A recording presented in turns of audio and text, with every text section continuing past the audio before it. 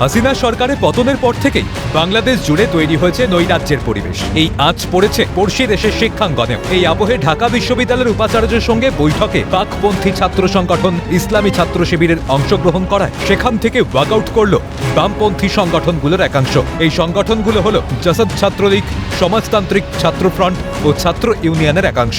জানা যায়, আবাসিক হলে ছাত্র রাজনীতি নিষিদ্ধের সিদ্ধান্ত নিয়ে রবিবার ঢাকা বিশ্ববিদ্যালয়ের আব্দুল মতিন চৌধুরী ভার্চুয়াল ক্লাসরুমে শুরু হয় এই মত বিনিময় সভা। এই সভায় উপস্থিত ছিলেন ঢাকা বিশ্ববিদ্যালয়ের উপাচার্য সহ অন্যান্য কর্মকর্তারা। তবে বৈঠকে পাকিস্তানপন্থী ছাত্র সংগঠন ইসলামী ছাত্র শিবির যোগ দেওয়ায় সেখান থেকে ওয়াকআউট করেন বাম ছাত্র সংগঠনগুলোর একাংশের নেতারা।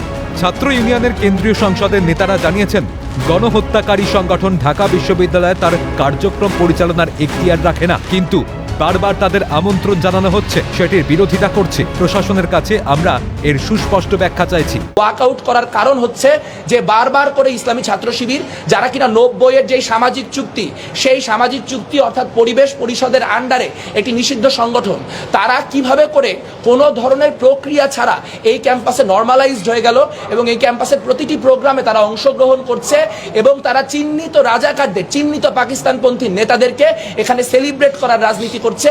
সেই বিষয়ে আমরা ধিক্কার জানিয়ে গিয়েছি।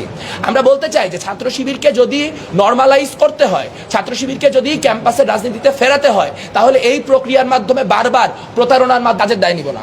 দেশের যতগুলো বিশ্ববিদ্যালয় হয়েছে 80 থেকে 90-এ শিবির যে সন্ত্রাসী তাণ্ডব চালাইছে, সেগুলো প্রতিরোধ করার জন্য ওই সময় এই বডিটা খুব কার্যকরী ভূমিকা রাখছে।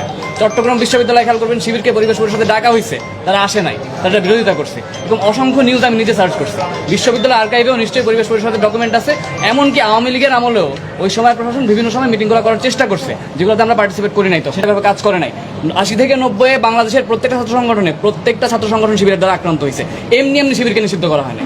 একটা কনটেক্সট আছে এবং এই কনটেক্সটের উপরে দাঁড়ায় সবগুলো ছাত্র সংগঠন ঐক্যবদ্ধ হয়েছে।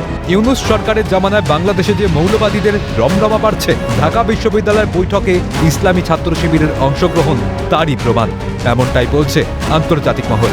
ক্যালকাটা নিউজ।